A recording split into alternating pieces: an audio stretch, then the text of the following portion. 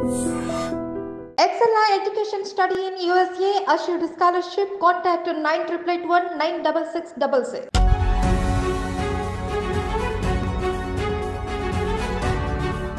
నమస్తే, నేను Kavitha. Welcome to I dream news. Delhi liquor కేసుకు సంబంధించి ఒక అడుగు ముందుకు పడింది. కవిత ఇంటి మీద ఈడీ రైడ్స్ జరుగుతున్నాయి. ఢిల్లీ నుంచి వచ్చినటువంటి టీం చేస్తోంది. ఓవరాల్గా ఏం జరగబోతోంది? కరెక్ట్గా ఎన్నికలకి ముందే ఈ పరిణామాలు ఎందుకు చోటు చేసుకుంటున్నాయి? ప్రస్తుతం మనతో పాటుగా ఉన్నారు పొలిటికల్ అనలిస్ట్ ప్రకాష్ గారు. ప్రకాష్ గారు నమస్కారం అండి.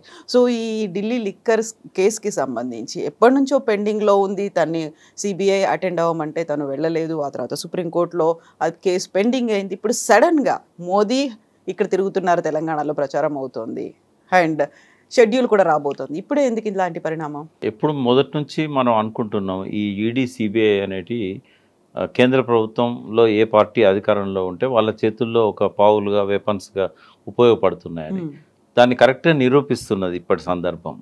ఇప్పుడు ఈ దాదాపుగా 5-6 సార్లు వాళ్ళ అధికారులు వచ్చారు, ఆమెను ఇంట్రాగేట్ చేశారు, ఆమెను ఢిల్లీకి పిలిచారు, అక్కడ ఇంట్రాగేట్ చేశారు. కొన్నిసార్లు రమ్మన్నప్పుడు ఈమె పోలేదు, సిబిఐ వాళ్ళు రమ్మన్నప్పుడు. అంటే ఇదంతా ఎలక్షన్స్ను దృష్టిలో పెట్టుకొని 2 సార్లు వచ్చాయి ఎలక్షన్స్. అప్పుడేమో అసెంబ్లీకి, ఇప్పుడు పార్లమెంట్కి. ఈ ఎన్నికలల్లో ఈమె ఒక అవినీతి పాల్పడ్డది, ఈమె లిక్కర్ స్కామ్లో ఉన్నది అనేది బాగా ప్రచారం చేయడం వల్ల బీజేపీ కొంత లబ్ధి జరుగుతుందేమో అనేది వాళ్ళ ఆలోచన. లాస్ట్ టైం వాళ్ళు ఆ ప్రచారం బాగా చేయడం వల్ల కాంగ్రెస్ కొంత లబ్ధి దొరికింది, వాళ్ళకేం దొరకలేదు. ఈసారి కొంత పార్లమెంట్ ఎలక్షన్స్ కాబట్టి బీజేపీ పోటీలో ఉంది. ఇంతకుముందు ఏంటంటే కొన్ని స్థానాల్లో మాత్రమే వాళ్ళు గట్టి ఫైట్ ఇచ్చారు. ఈసారి ఏంటంటే వాళ్ళు 10 సీట్లు ఎక్స్పెక్ట్ చేస్తున్నారు. కాంగ్రెస్కు వాళ్ళకి మధ్యనే పోటీ ప్రధానంగా ఉంటుంది అనేది కూడా వాళ్ళు అనుకుంటున్నారు. ఎందుకంటే దేశాన్ని రూల్ చేసే జాతీయ పార్టీలు కదా ఇవి.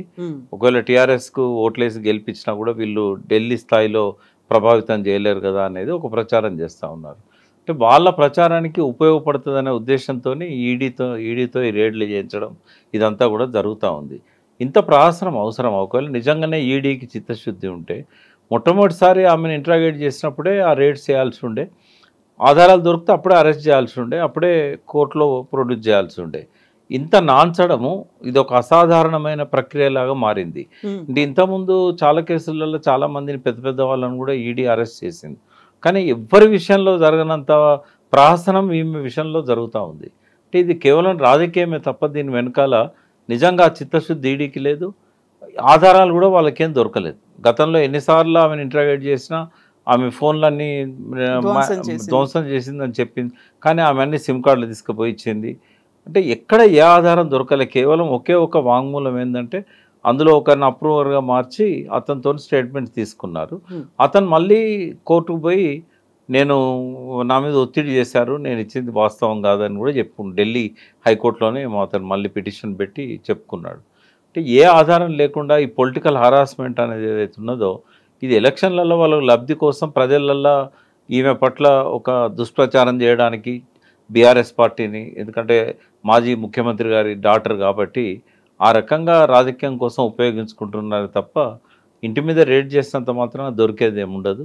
ఇదంతా పబ్లిసిటీ కోసం చేసుకుంటుంది. సో ఇప్పుడు ఇదే కేసుకి సంబంధించి అరెస్ట్ అయినటువంటి deputy CM, Delhi deputy CM Manish Sisodia 1 year నుంచి జైల్లోనే ఉన్నారు. బెయిల్ మీద కూడా ఇంకా బయటికి రాని పరిస్థితి. ఒకవైపు అరవింద్ కేజ్రీవాల్కి కూడా సమ్మన్లు పంపిస్తున్నారు. ఇప్పుడేమో ఈడీ రైడ్స్ జరుగుతున్నాయి.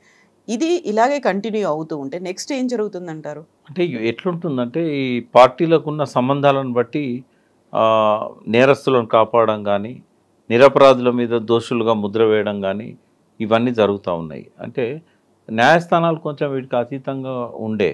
సిబిఐ, ఈడీ లాంటి వాళ్ళు ఛార్జ్షీట్లు పెడతారు, కానీ తీర్పులు చెప్పాల్సిన న్యాయస్థానాలు కూడా ఇప్పుడు నేనేమన్నా అంటే కంటెంప్ట్ ఆఫ్ కోర్ట్ అవుతుంది. ఇంతకుముందు నేను కంటెంప్ట్ ఆఫ్ కోర్టు కేసులో ఒక 7 సంవత్సరాలు హైకోర్టు, సుప్రీంకోర్టు తిరిగి అందులోంచి బయటపడ్డాను. ఎందుకంటే ఒక ప్రివిలేజ్ ఉంటుంది జడ్జెస్కి. ఎవరు ఏమన్నా కూడా దాన్ని వాళ్ళు సోమోటో తీసుకొని మనల్ని కోర్టుకు లాగుతారు, మిమ్మల్ని నన్ను కూడా లాగుతారు. కాబట్టి నేను దాని మీద మాట్లాడదలుచుకోలేదు. బట్ నిష్పక్షపాతంగా న్యాయ వ్యవస్థ ఉండాలి. బట్ పొలిటికల్ రాజకీయ ప్రయోజనాల కోసం పెట్టే కేసుల విషయంలో రాజకీయ ప్రత్యర్థులను లాగడం ఇట్లాంటి విషయాలలో ఏదైతే ఉన్నదో ఈ కొంత హద్దులు దాటుతున్నారేమో అని అనిపిస్తూ ఉన్నది. ఎలక్షన్స్ టైంలో అరెస్ట్ చేయడము, మళ్ళీ వాళ్ళకి బెయిల్ రాకుండా చూడడము. ఎందుకంటే ఇప్పుడు ఫైనల్గా మళ్ళీ పొలిటికల్ ఇంటర్ఫియరెన్స్ లేకుండా జడ్జెస్ అపాయింట్ కావడం లేదు. ఇక్కడ నుంచి సుప్రీంకోర్టు దాకా కూడా ఏ జడ్జి అపాయింట్ కావాలన్నా మళ్ళీ కొలీజియము, తర్వాత సిఫారసులు త్రూ చీఫ్ మినిస్టర్ ఆఫీస్ ద్వారా ఫార్వర్డ్ కావడం హైకోర్టుకి అయితే, సుప్రీంకోర్టుకి అయితే మళ్ళీ అక్కడ పొలిటికల్ ఇంటర్ఫియరెన్స్ ఇట్లా ఉండడం వల్ల ఒక నెక్సెస్ అనేది ఇప్పుడు అంబేద్కర్ రాజ్యాంగాన్ని రాసినప్పుడు ఆయన ఆశించింది ఒకటి, ఈ 70 ఏళ్ళుగా జరుగుతున్నది ఇంకొకటి. అంటే దీనివల్ల స్వచ్ఛత అనేది కొంత మరుగున పడింది. ఇప్పుడు మనీష్ సిసోడియాని ఎందుకు 1 year జైల్లో ఉంచాలి? ఒకవేళ ఇప్పుడు ఎవరికైనా అతను దోషి అని రుజువయ్యేదాకా శిక్ష వేయకూడదు. బెయిల్ లేకుండా జైల్లో పెట్టడం అనేది ఆ శిక్షతో సమానం. అది ఎవరి విషయమైనా కూడా అది వాంఛనీయం కాదు. ముందు బెయిల్ ఇవ్వాలి. బెయిల్ ఇచ్చిన తర్వాత కోర్టుకు రెగ్యులర్గా అటెండ్ అవుతున్నాడా లేదా, ఆయన బయట ఉంటే ఏం చేయగలుగుతాడు సిసోడియా? సాక్ష్యాలు తారుమారు చేయడానికి కొంత అవకాశం ఉంటుంది కాబట్టి బిగినింగ్లో ఒక 15 రోజుల్లో ఛార్జ్షీట్ వేసేంతవరకు జైల్లో పెడితే అర్థం ఉంది. ఛార్జ్షీట్ను కూడా ఏళ్ళ కొద్దీ పొరగించడం అనేది కూడా కరెక్ట్ కాదు. 90 రోజుల లోపల ఛార్జ్షీట్ వేయాలి, లేకపోతే బెయిల్ ఇవ్వాలి అనేది సుప్రీంకోర్టు రూలింగ్సే ఉన్నాయి. ఏ వ్యవస్థ సరిగా లేదు. దానివల్లనే ఇటువంటి ఈ బీజేపీ లాంటి పార్టీలు, రేపు కాంగ్రెస్ వచ్చినా కూడా ఈ వ్యవస్థలన్నింటినీ వాళ్ళ గుప్పిట్లో పెట్టుకోవడానికి వాళ్ళు అవకాశాలు ఏర్పాటు చేసుకున్నారు. అధికారులను వాళ్ళ చెప్పు చేతుల్లో పెట్టుకుంటున్నారు. ఎన్నిసార్లు సిబిఐ డైరెక్టర్గా నియమించినప్పుడు కోర్టులలో పోయి వివాదాంశమై కోర్టులు వాళ్ళని పక్కకు పెట్టి మళ్ళీ వేరే వాళ్ళని అపాయింట్ చేయడం, ఇదంతా మనం చూసాం. ఇదంతా కూడా అంటే అదే క్రమంలో మనం ఈ లిక్కర్ కేసును కూడా చూడాలని నేను అంటున్నాను. సో ఇప్పుడు ప్రస్తుతం ఉన్నటువంటి పరిస్థితుల్లో ఏం జరుగుతుంది అనుకుంటున్నారు? ఎందుకంటే తను సిబిఐ పిలిచింది, వెళ్ళలేదు. బట్ ఈడీ డైరెక్ట్గా వచ్చి ఇక్కడ సోదాలు నిర్వహించడం అనేది కవితకు అనుకూలమే. ఇది తేలిపోతుంది కదా. ఇప్పుడు ఆమె నిరపరాధి అని మొదటి నుంచి చెప్తున్నది. నిజంగానే ఆధారాలు ఉంటే ఇంతకాలం ఆగేవాళ్ళు కూడా కాదు. వాళ్ళు ఏదన్నా ఇప్పుడు రేడ్ చేసినప్పుడు లెక్కకు మించిన ఆస్తులున్నాయని చెప్పొచ్చు, లేదా మనీ లాండరింగ్ సంబంధించి ఏదైనా దొరికినట్టయితే ఆమెకు ఆ ఛార్జ్ షీట్ పెట్టేటప్పుడు అది బలంగా ఉంటుంది. లిక్కర్ స్కామ్లో ఆమెను అక్యూజ్డ్గా ఆల్రెడీ మెన్షన్ చేశారు. ఛార్జ్ షీట్లో బలంగా రాయడానికి ఉపయోగపడుతుంది. కానీ శిక్షలు పడతాయి వీళ్ళకి. ఎట్లాగో ఒకవేళ దోషి అని రుజువైనా కూడా ఆ కోర్టులో వాదనలలో వీగిపోతుంది. అది అక్కడ పోయేసరికి వాళ్ళు బలమైన ప్రాసిక్యూషన్ సాక్ష్యాలు బలంగా పెట్టాల్సిన అవసరం ఉంటుంది. వాళ్ళకి ఆధారాలు దొరికినప్పుడు అదంతా జరిగే తతంగం. అయితే ఒకసారి తేలిపోతుంది. మళ్ళీ రేట్స్ అయితే జరగవు కదా. ఓసారి ఇది ఇవాళ జరిగింది అనుకోండి, ఇంకా దీంతోనే అయిపోతుంది ఆ ఇష్యూ. ఇంకా మళ్ళీ ఏమి ఉండదు. ఇక ఒకవేళ దొరికితే ఇమ్మీడియట్గా ఆమెను అరెస్ట్ చేస్తారు, బెయిల్ పెట్టి బయటికి తీసుకురావచ్చు, లేదా ఎలక్షన్స్ అయ్యేదాకా బెయిల్ ఇవ్వకుండా కూడా జైల్లో పెట్టే అవకాశం ఉంటుంది. ఒకవేళ ఆధారాలు ఏం దొరకలేదు అనుకోండి, ఇది ఎన్నికల స్టంట్ కోసం చేశారని అనుకోవాలి, వదిలేస్తారు. అంతకుమించి చేసేది ఏముంది? ఇదర్ వే ఈ ఇష్యూ క్లోజ్ కావడానికి ఇవాళ రేట్స్ అనేటివి ఉపయోగపడతాయి. సో విచారణకి హాజరవ్వాలి అనేది అయితే లెటర్స్ రూపంలో పంపించారు. కానీ సడన్గా ఈడీ వచ్చింది, సోదాలు నిర్వహిస్తోంది అనేది దానికి సంబంధించినటువంటి ముందస్తు సమాచారం అయితే లేదు. టక్కున వచ్చేసారు, జరుగుతోంది. ఇప్పుడు మళ్ళీ వినిపిస్తోంది కవిత అరెస్ట్ తప్పదు అనేటువంటి ఒక క్వశ్చన్ మార్క్తో వినిపిస్తోంది. ఏ ఆధారం దొరికినా అరెస్ట్ చేస్తారు. ఆధారం దొరకపోతే మాత్రం అరెస్ట్ చేయకపోవచ్చు. అది వాళ్ళు తేల్చుకోదలుచుకున్నారు ఏదో ఒకటి. ఎందుకంటే పార్లమెంట్ ఎలక్షన్స్ దగ్గరలో ఉన్నాయి. ఈరోజు కోడ్ కూడా వస్తుందని అనుకున్నారు కదా, రేపు వస్తున్నది. కాబట్టి అరెస్ట్ చేసిన అవకాశం అయితే ఉంటుంది చేయడానికి. ఎందుకంటే కొంత బీఆర్ఎస్ని దెబ్బతీయడానికి బీజేపీ పూర్తి సిద్ధంగా ఉంది. ఎక్కడ కూడా వీళ్ళకి ఇంటర్నల్ అండర్స్టాండింగ్ కానీ ఆ స్నేహం, ఆ సయోధ్య ఎక్కడ కూడా లేదు. లేనప్పుడు ఏంటంటే అరెస్ట్ చేయొచ్చు.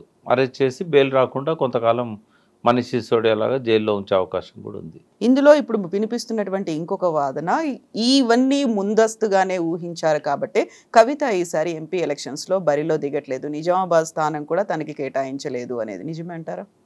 కారణం కాదు అది. ఒకటేంటంటే ఆమె ఎమ్మెల్సీగా ఉంది.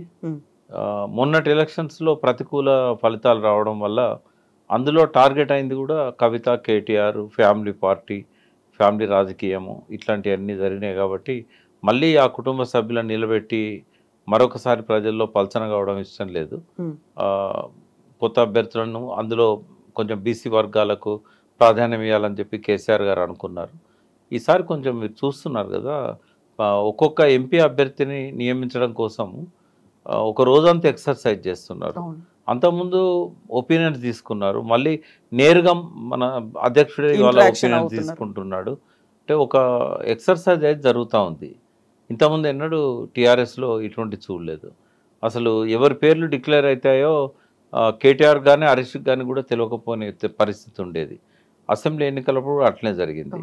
బట్ ఈ ప్రతికూల ఫలితాల వల్ల వచ్చిన మార్పు ఇది.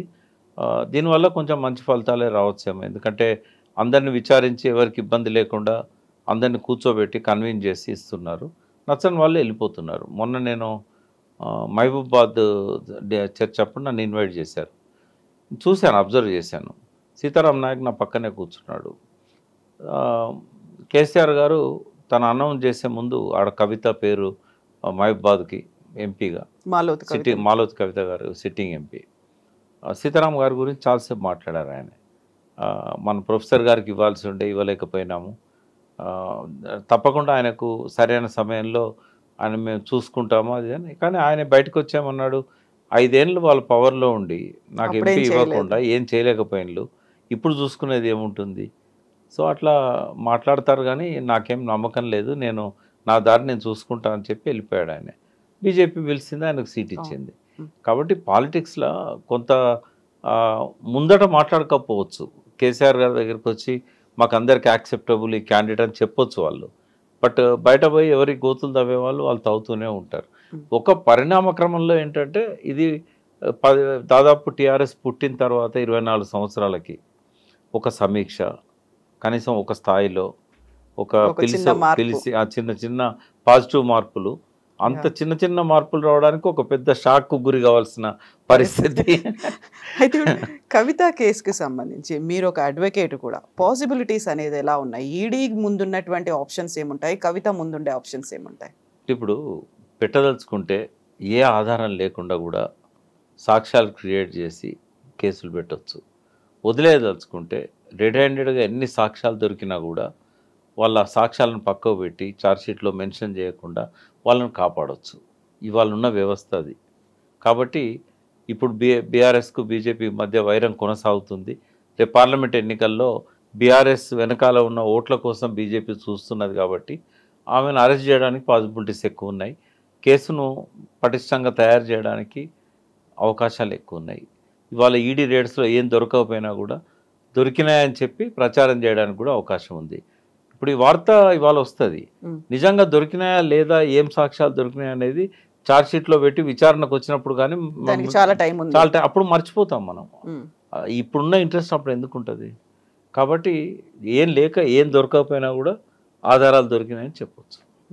డైరీలు నేయచ్చు, ఇంకేదైనా కరెస్పాండెన్స్ దొరికిందని చెప్పొచ్చు, ఫోన్ కాల్స్ ద్వారా మేము ట్రాప్ చేస్తామని చెప్పొచ్చు. పెట్టదలుచుకుంటే వాళ్ళకి అడ్డమేముంది? ఎన్ని కేసులైనా పెట్టి జీవితకాలం కూడా బయటికి రాకుండా ఆపొచ్చు. ఇప్పుడు సాయిబాబా విషయం చూసాం మనం. ఏం ఆధారం దొరికిందని ఇన్ని సంవత్సరాలు వరవరరావు గారు ఆ ఓల్డ్ ఏజ్లో, ఆయన ఇప్పటికి 75 ఏళ్ళ 80 ఏళ్ళ పైన ఉంటాడు.